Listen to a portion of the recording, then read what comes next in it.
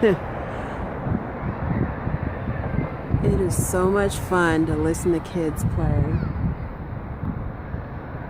You can hear them literally just running and jumping, screaming.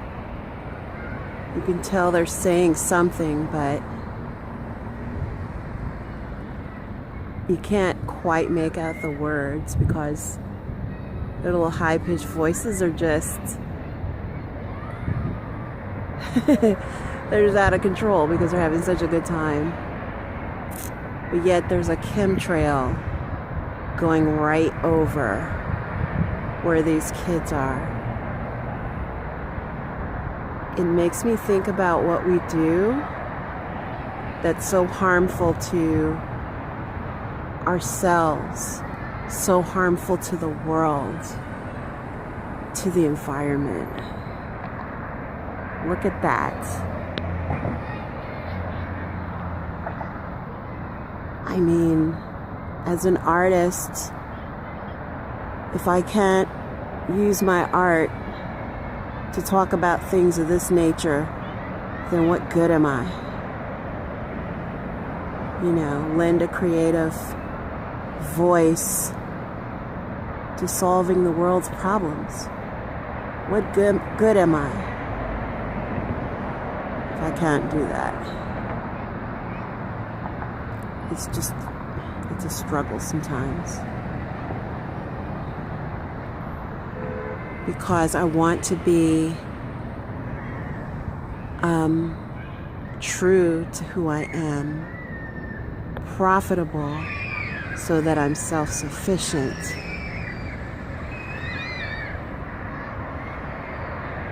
And yet it's hard for me to let my light shine, just as the sun is shining right now, knowing that I could be doing so much more for humanity that I'm not doing. It's just rough.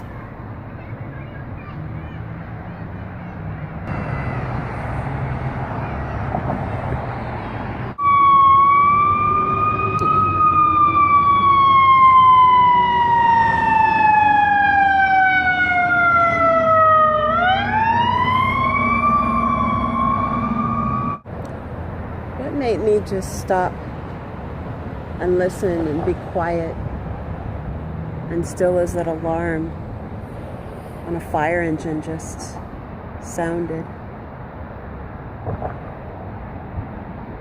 when I don't even focus on the alarms in my own life.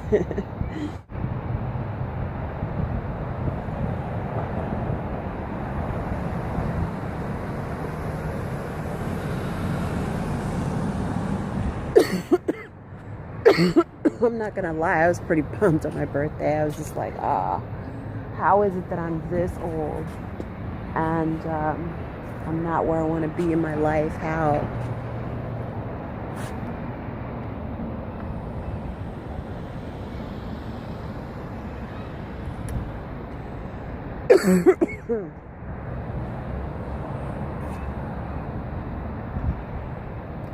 But I'm just thankful and grateful to be alive. And, you know, once I got over the blahs that I had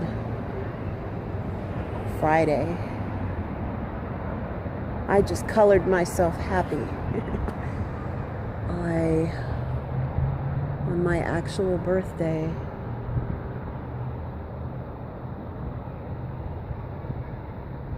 I just played around with all the vibrant colors that I could, and it was just so much fun. It loosened me up, it relaxed me, it freed me, and I didn't even give myself the responsibility of drawing anything or actually painting anything, you know, coming up with anything just from the recesses of my mind. I just pulled out an adult coloring book that my mom so graciously bought for me a little while ago, and I just colored.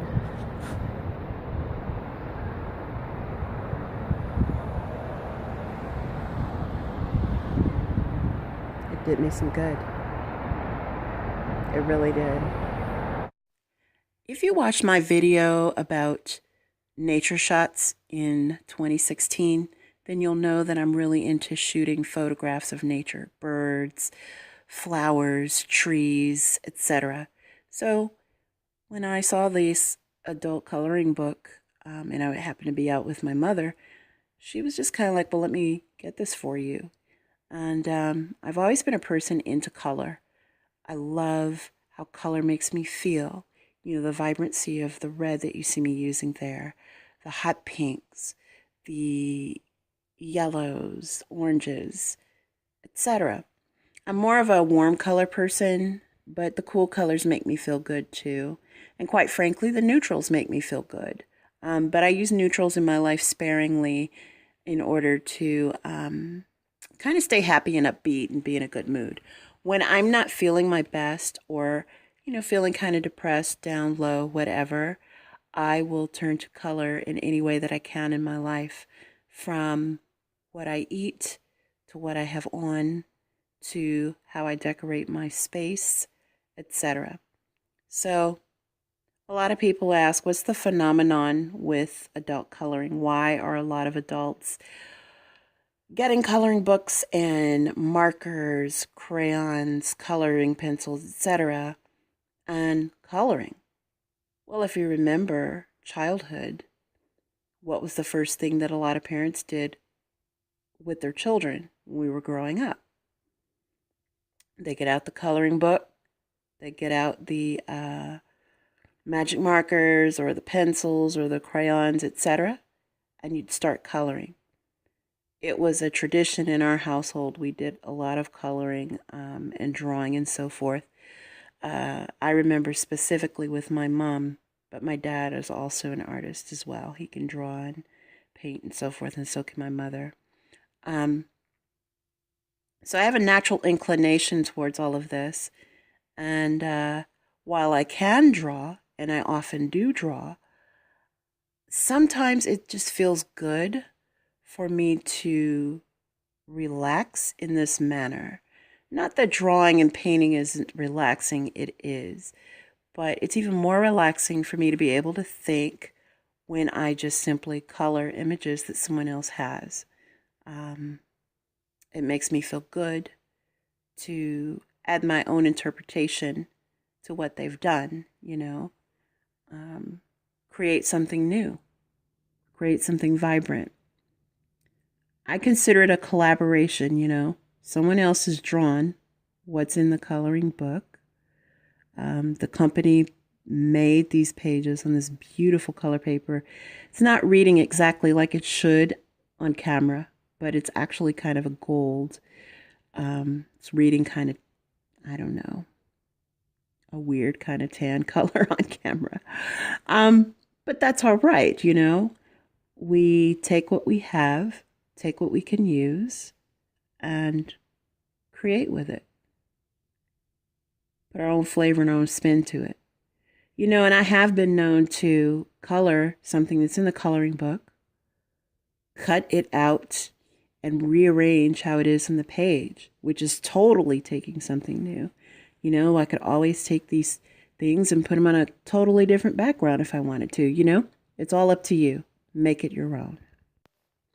Speaking of making things your own, it's always good to have a variety of media, crayons, brush markers, coloring pencils, whatever. Create with as many different things as you can. One thing that's a great idea too that I've not done in this, but I'll do it in a future video. You can find patterned papers like what they sell at Michael's or Joann's. Cut that patterned paper out and use that to color. You could use newspaper print, cut up newspaper and fill the drawing in with that. There's so many different things you can do. You can mix and match patterns in the midst of your coloring. You can just do so much to be uber creative and, add a little spice to your home or office. Or, hey, if you're just needing a Zen moment and all you're doing is relaxing, then just do that. The shot is not perfect on purpose. I have my tripod there where you can see, um, you know, where my camera is being held. And I did that because sometimes it's just good to remind yourself that you can do more than one thing. You can create art using more than one medium. I do a variety of things. And last year, I looked back at some of my videos and realized I didn't do the best job of showing you guys that. So this year I'm devoted to that. I'm devoted to showing you who I am as an artist, who I am as a colorist, who I am in terms of what I think about and what inspires me. Doing this may inspire me to do something else, a reinterpretation in my own unique way, a different type of a bird, different types of flowers, the trees doing different things, different width for the trees, etc. Make it your own, be you, and stay true to who you are. I was thinking of another thing that you can do too. Often I will cut out what's in coloring books, what's in magazines, what's in whatever, and use that piece of art along with maybe something else that I draw and put that in a card. Create a whole new kind of a greeting card for someone. And again, Michaels and Joann's, they have the blank greeting cards that you can use for whatever purpose. You could stamp design and background or in patterns on the background. There's just so much. The possibilities are endless. You can work on a painting, cut that out and include it in the painting. Now, I will say this. If you're doing these kinds of things, cutting things out that belong to someone else or that are copywritten by someone else, just for your own enjoyment in your home, that's one thing. But never, ever sell something that has copywritten material from a coloring book or anything else as your own. First of all, it's illegal. Secondly, it's someone else's work. And if you created the work, would you want someone to profit off of work that you did and you don't get your cut? No, didn't think so. So let me just say this. Crayola has 120 crayons. I love the fact that they have more crayons than when I was growing up in the Stone Ages, and the biggest box you could get was 64. I wish they had the original colors from back then. Like, I miss cornflower blue. I miss different colors that they had back then, but that's the one that sticks out in my mind the most that they don't have now. I believe they had one called Sunflower. They had a variety of peaches and, tan and all kinds of browns, which they have that now, but the browns aren't the same. I remember one brown in particular, burnt sienna. They just had some really pretty colors, and the colors had pretty names to them. And I just really miss that. And another thing too, with the brush markers, if companies could make them in a bigger array of colors, that would be so sweet, Again, with peaches and browns and so forth. Why am I mentioning the peaches and browns? A few different reasons. Peaches and browns, especially the peach, tan, ecru, mother of pearl, etc. Great for mixing and using in skin tones, especially in colored pencils, in crayon, etc. But, if you're drawing or coloring something that's a skin tone, it's a beautiful way to blend several of those together and create the perfect skin tone. If you'll notice too, I applied different strokes in the bird feathers to make it look more like a feather. I did some circles, I did some downstrokes, upstrokes, side strokes. That creates texture, and you don't want to just color in one way, one set of strokes. Create some texture. Another thing I did too is a technique in which I use more than one color on the petals. I did the tips of color, I did the top of the leaf, that almost meets the bulb in a different color. I do a lot of that. And that's just my unique spin on what I do. I haven't been to art school, people. I didn't even take an art class in school. You know, the most art I've had has been in drawing and coloring and painting and stuff at home. And then, you know, elementary school kids, like I'm sure kindergarten, early in the elementary grades, we probably cut out stuff and glued stuff and, you know, all the things that elementary school kids do. But I've had no formal training in coloring. I didn't even realize that I was using complementary colors for the longest time. But here I do that. I didn't know what the color wheel was. I just was kind of green to it all. How I got into art, in all honesty, and when I say art in this video, I'm referring to specifically coloring, painting, drawing, sketching, you know, fine art. About 15, 16 years ago, I was diagnosed with a condition with my back. And when I first started getting sick with that, the pain was just unbearable.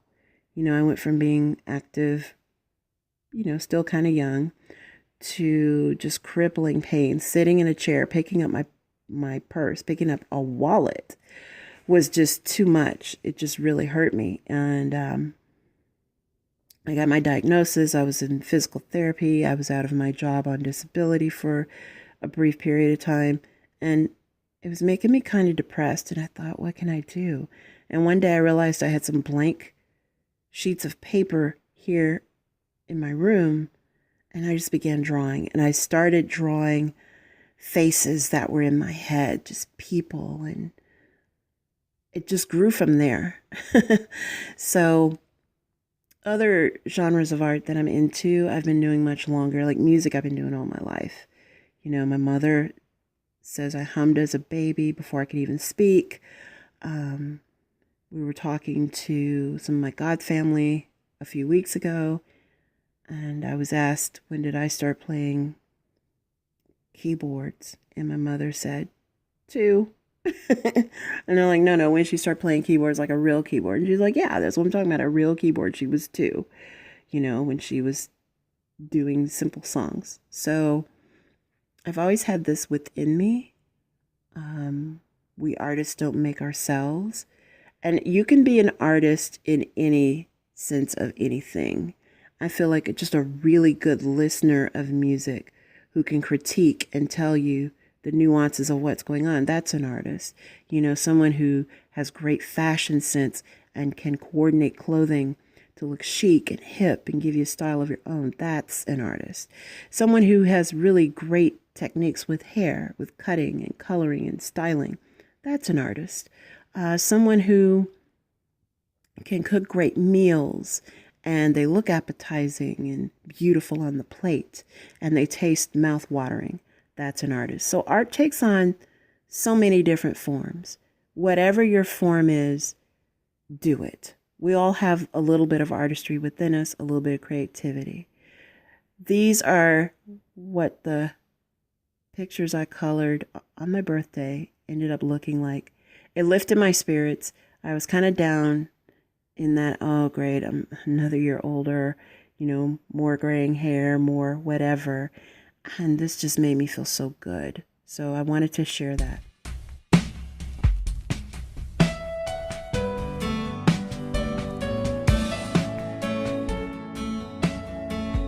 Thanks for watching. Take care. My shadow's legs look long and tall. Now, granted, I am on my toes. Well, not all the way on my toes. I'm on the balls of my feet, really. Oh, I look slender.